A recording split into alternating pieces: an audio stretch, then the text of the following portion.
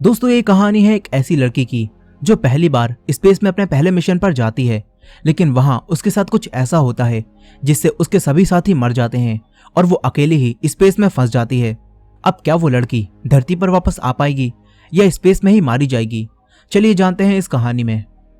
तो कहानी की शुरुआत में हम स्पेस में नासा के कुछ एस्ट्रोनॉट्स को देखते हैं जो कि एक सैटेलाइट हबल स्पेस टेलीस्कोप पर काम कर रहे थे। ये सारे एस्ट्रोनॉट मैथ्यू कोवाल्स्की की कमांड में काम कर रहे थे क्योंकि कोवाल्स्की एक अनुभवी एस्ट्रोनॉट थे, लेकिन कोवाल्स्की यहाँ सबको अपनी पुरानी कहानियां सुनाकर बोर कर रहे थे।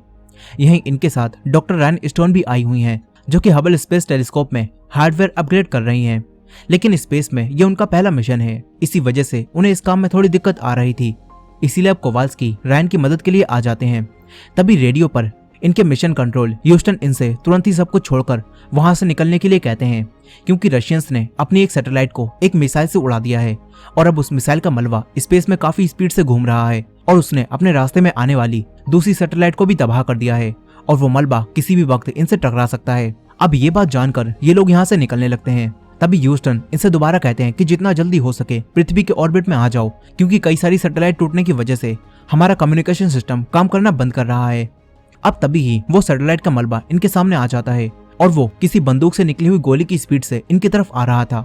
वो मलबा अब इनकी सैटेलाइट से टकराने लगता है जिससे ये सैटेलाइट भी अब तबाह होने लगती है। ये लोग यहाँ से नहीं निकल पाते और रायन एक पैनल में फंस जाती हैं जो कि मलबे से टकराने की वजह से यहाँ घूमने लगता है और फिर वो पैनल सैटेलाइट से अलग होकर दूर जाने लगता है। रायन उसे नहीं रोक पाती और अपनी टीम से अलग हो जाती हैं। वो अपने आप को पैनल से अलग करती हैं, लेकिन अब वो भी स्पेस में घूमते हुए और दूर चली जाती हैं और लगातार ही घूम रही होती हैं। यहीं इनका ह्यूस्टन से कम्युनिकेशन भी टूट जाता है, लेकिन कोवाल्स्की और बाकी सब आपस में कम्युनिकेट कर पा रहे थे। कोवाल्स्की डॉक्टर रायन से कहते हैं कि हम आपको नहीं देख पा रहे, इसीलिए आप हमें कोई सिग्नल दीजिए, मगर रायन खुद पर कंट्रोल नहीं कर पा रही थी और वो लगातार ही घूम रही थी। तभी वो खुद को शांत करती हैं और कोवाल्स्की को अपनी लोकेशन बताती हैं, लेकिन अब दूसरी तरफ से कोई भी रिप्लाई नहीं आता। वो ह्यूस्टन से भी कम्युनिकेट करने की कोशिश करती हैं, लेकिन ह्यूस्टन से भी अब इनका कॉन्टेक्ट नहीं हो पाता। फिर रायन किसी तरह खुद को शांत करती हैं, मगर अभी भी वो स्पेस में आगे जा रही थी। तभी कोवाल्स्की रायन से कहते हैं कि अगर आप मुझे सुन रही हैं तो अपनी फ्लैशलाइट जलाइए। ये जानकर रायन तुरंत ही अपनी फ्लैशलाइट जलाती हैं और लाइट की वजह से कोवाल्स्की रायन को देख लेते हैं। वो रायन के पास आते हैं और उन्हें पकड़ लेते हैं। कोवाल्स्की रायन को अपने आप से बांध देते हैं, लेकिन रायन अब भी घूम रही थी, इसीलिए कोवाल्स्की उन्हें धक्का देते हैं जिससे उनका घूमना बंद हो जाता है। फिर कोवाल्स्की और रायन वापस बेस पर जाने लगते हैं। वो ह्यूस्टन से कांटेक्ट करने की कोशिश कर रहे थे, लेकिन अभी भी ह्यूस्टन से उनका कांटेक्ट नहीं हो पा रहा था। यहाँ कोवाल्स्की रायन से कहते हैं कि अपनी घड़ी में 90 मिनट का टाइम सेट कर लीजिए क्योंकि जिस स्पीड से वो मलबा यहाँ पर घूम रहा है तो इस तरह वो 90 मिनट बाद दोबारा यहाँ से गुजरेगा। फिर ये दोनों अपनी घड़ी में 90 मिनट का टाइम सेट कर लेते हैं। ये दोनों हबल स्पेस टेलीस्कोप के पास आ जाते हैं, लेकिन अब इनके सभी साथी उस मलबे की वजह से यहाँ मर चुके थे, जो देखकर इन्हें काफी दुख होता है। लेकिन अब ये दोनों कुछ भी नहीं कर सकते थे, इसीलिए अब ये दोनों स्पेस स्टेशन पर जाने का फैसला करते हैं ताकि ये दोनों पृथ्वी पर वापस जा सकें। लेकिन वो स्पेस स्टेशन इनसे काफी दूर था, इसीलिए कोवाल्स्की अपने जेट पैक इस्तेमाल करके वहां तक जाने लगते हैं।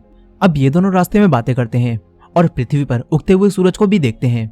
कोवाल्स्की रायन से पूछते हैं कि पृथ्वी पर तुम्हारा घर कहाँ है? रायन बताती हैं कि उनका घर इलिनॉय में है।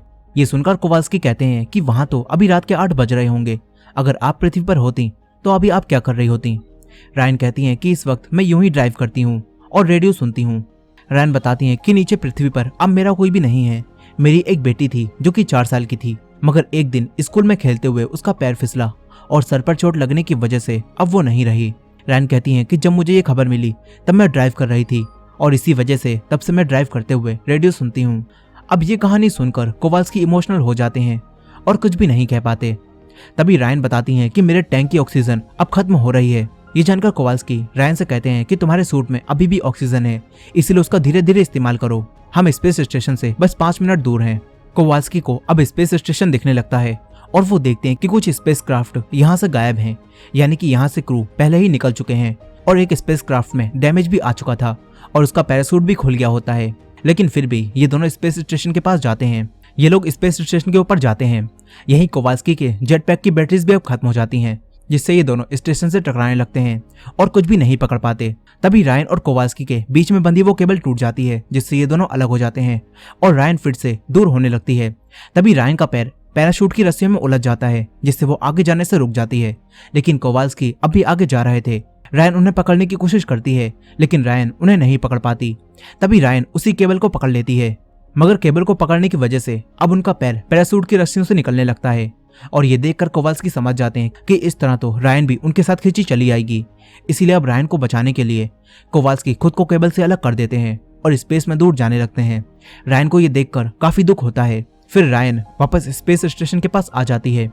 इस बार रायन स्पेस स्टेशन को पकड़ लेती हैं। तभी उनके सूट में ऑक्सीजन पूरी तरह से खत्म हो जाती है। कोवाल्स्की अब भी रायन से जुड़े हुए थे। वो रायन को अंदर जाने के लिए कहते हैं। रायन स्टेशन के अंदर जाने लगती हैं। कोवाल्स्की रायन से कहते हैं कि यहाँ बचा हुआ स्पेसक्राफ्ट पृथ्वी पर जाने लायक नहीं है, मगर तुम उससे स्पेस में इधर उधर जा सकती हो। कोवाल्स्की रायन को एक चाइनीज स्पेस स्टेशन दिखाते हैं और स्पेसक्राफ्ट से वहां जाने के लिए कहते हैं। रायन स्पेस स्टेशन के अंदर आ जाती हैं।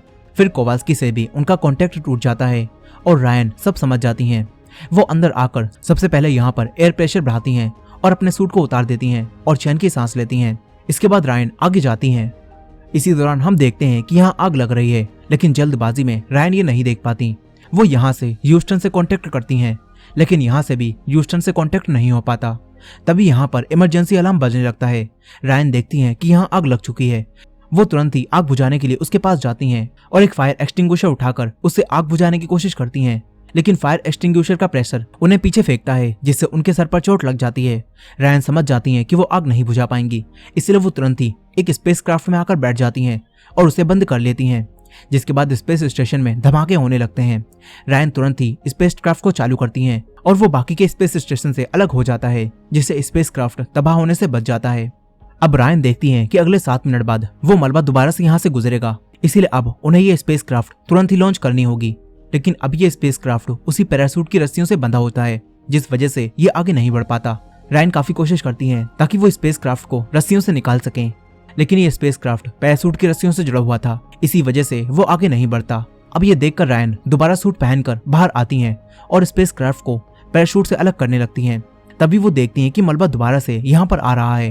रायन तुरंत ही स्पेसक्राफ्ट को पैराशूट से अलग कर देती हैं, मगर अब मलबा इस स्पेस स्टेशन से भी टकराता है और यहाँ पर सब कुछ तबाह करने लगता है। रायन अपने स्पेसक्राफ्ट को पकड़ लेती हैं और मलबा इस पूरे स्टेशन को भी तबाह करके चला जाता है। रायन की जान बच गई होती है। वो दोबारा से स्पेसक्राफ्ट के अंदर आती हैं और फिर से अपनी घड़ी में 90 मिनट का टाइम सेट कर लेती हैं। फिर रायन इस स्पेसक्राफ्ट को लॉन्च करने लगती हैं ताकि वो चाइनीज स्टेशन तक जा सकें।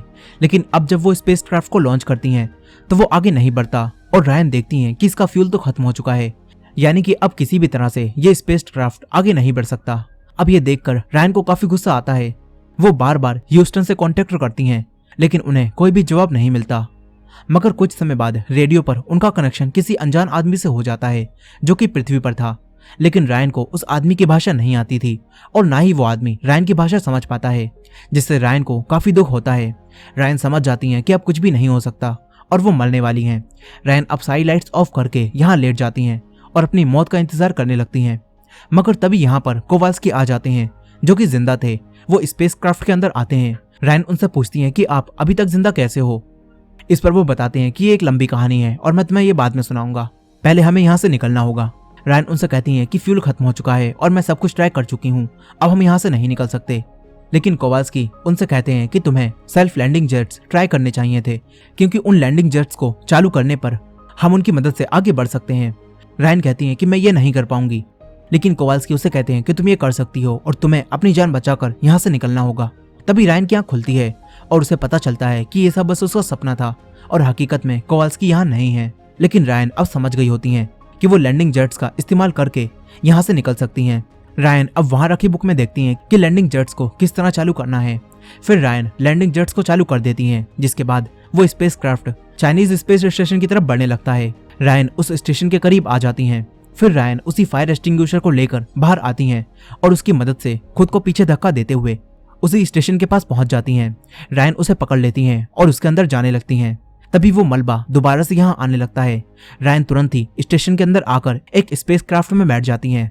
बाहर उसी मलबे की वजह से अब ये स्टेशन भी तबाह होने लगता है। रायन स्पेसक्राफ्ट में बैठकर उसे पृथ्वी की तरफ लॉन्च कर देती हैं, जिससे वो पृथ्वी की तरफ जाने लगता है।